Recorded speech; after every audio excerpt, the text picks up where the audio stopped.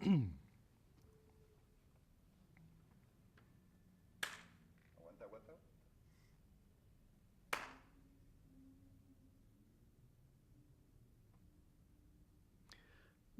Vamos a adentrarnos en el mundo de la música en el continente americano, específicamente en Mesoamérica, antes de la invasión europea del siglo XVI. Nos conoceremos los instrumentos, algunos de los instrumentos musicales que permearon la sensibilidad de aquellas épocas. La música en las Américas tiene una antigüedad de varios miles de años y en lo que ahora llamamos México en particular se remonta en cuanto a la cuestión de los instrumentos, se remonta a la época de los olmecas. Los olmecas son en Mesoamérica llamados la civilización madre, la civilización más antigua, y los instrumentos más antiguos que tenemos en esta parte del continente tienen 3000 años de antigüedad. También hubo grandes instrumentos y grandes músicas en las otras partes de la América, sobre todo en Sudamérica.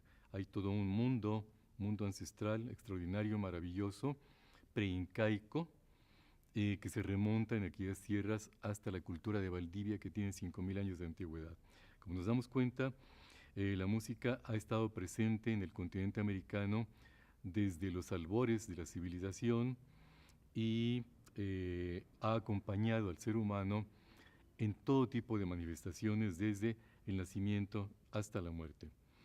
Haremos un breve resumen de algunos instrumentos que tenemos aquí coleccionados y comenzaremos por la cultura mesoamericana más conocida, que no es ni la más antigua ni la más importante. No quiero decir con esto que no tenga importancia, pero sí que es la más conocida porque es la más reciente, la cultura de los mexicas. Los mexicas habitaban en lo que ahora llamamos Ciudad de México y ellos tenían todo un mundo mitológico y todo un mundo musical. Había escuelas de música, había escuelas de poesía, en donde los rituales se iban aprendiendo, había escuelas de danza también, en donde había incluso coreógrafos que inventaban las danzas para las festividades, y sus instrumentos habían sido influidos por culturas que se remontan hasta la época de los olmecas. Existieron los olmecas, los mayas, los totonacos, los zapotecas, los totonacos en Veracruz, los mayas en Yucatán y en Guatemala, en Chiapas también, los mixtecos en la frontera entre Oaxaca y Puebla, los teotihuacanos en el centro del país, una cultura de una antigüedad tremenda, las culturas de Occidente en Jalisco, Nayarit, Colima, Michoacán, de tal suerte que hubo un mundo cultural pleno de no solamente de música, sino de deidades diversas, en climas diversos, que con el tiempo nos hacen ver a todo este pasado precolombino, prehispánico o precolonial también, como un todo, pero en verdad se va desarrollando y se van influyendo mutuamente las culturas. Volviendo a lo que fue la cultura mexica, así llamada entre ellos mismos, llamada azteca por los españoles, cuando les preguntaron que de dónde venían y les dijeron que originalmente venían de Aztlán. Ellos les dijeron, entonces ustedes son aztlecas o aztecas, y de ahí viene el nombre de azteca, pero ellos se llamaban mexicas. Entre los mexicas hubieron instrumentos, como decía yo, que acompañaron al ser humano desde el nacimiento hasta la muerte. Sonidos muy característicos para todo tipo de circunstancia. Había fiestas rituales con música propiciatoria para esas festividades. Había instrumentos que tenían deidades o representaban deidades, había personajes históricos y muchos instrumentos que tenían formas de animales y que trataban de reproducir las voces de la naturaleza. Entre ellos podemos comenzar por este silbato llamado de águila, que es un silbato triple, o sea, son 3 silbatos unidos en uno solo, tiene 3 entradas nos da 3 sonoridades y son 3 instrumentos musicales conjuntados en esta pequeña pieza de alfarería, que es una pieza azteca.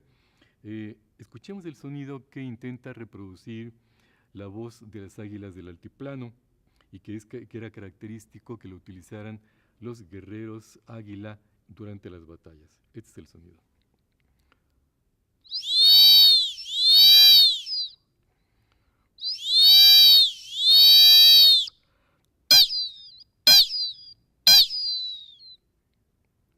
Un sonido punzante, agresivo, que era portado en el cuello por muchos de los guerreros para amedrentar al enemigo, para infundir terror y para comunicarse entre ellos también acerca de dónde se colocaban. Este instrumento es un instrumento guerrero. Recordemos que en aquellas épocas la guerra ocupaba un lugar importante y había la deidad de la guerra, Huitzilopochtli, y había asimismo muchísimas otras deidades, y estas deidades tenían sus propias sonoridades. Ese instrumento es un instrumento muy característico de esta cultura y simula perfectamente la voz de las águilas del altiplano. También de esta cultura tenemos este silbato tlatelolca, que simula el canto de un pájaro. Es un silbato típico que observamos tiene unas bandas que como remate tienen unas pequeñas manos en su superficie. Aquí tenemos un remanente, una señal de que aquí había una banda y aquí está la manita correspondiente.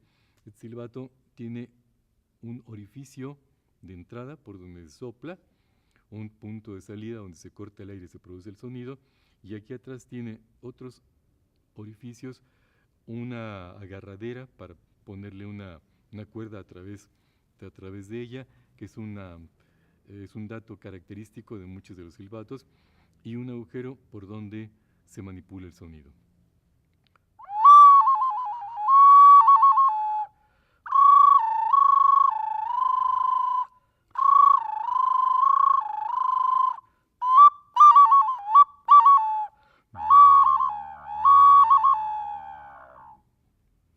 Como podemos ver, nos da diversas sonoridades. Es un silbato también hecho en barro. Había instrumentos también hechos en caña que desaparecieron, y los que permanecen con nosotros son los que se hacían en barro, como este silbato tlatelolca. Tlatelolco era un lugar vecino, era un grupo étnico vecino de los mexicas o de los aztecas, que habitaban en lo que ahora llamamos Ciudad de México. Dentro de esta cultura también había otros instrumentos que simulaban a las aves, como este pelícano aquí presente, que tiene una forma muy curiosa para tocarse. Vemos la embocadura por donde sopla y vemos un orificio a través del cual se controla el sonido, pegándolo a la cara o alejándolo, de esta manera.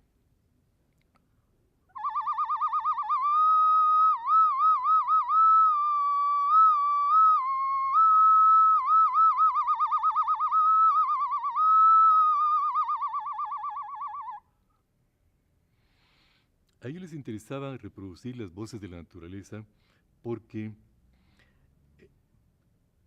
en su creencia pensaban que las voces de las aves les daban mensajes, les daban señales de la existencia, no únicamente las voces de las aves, sino ellos veían señales en todas las manifestaciones de la naturaleza, en el movimiento de las nubes, en el vuelo de las aves, en la superficie de las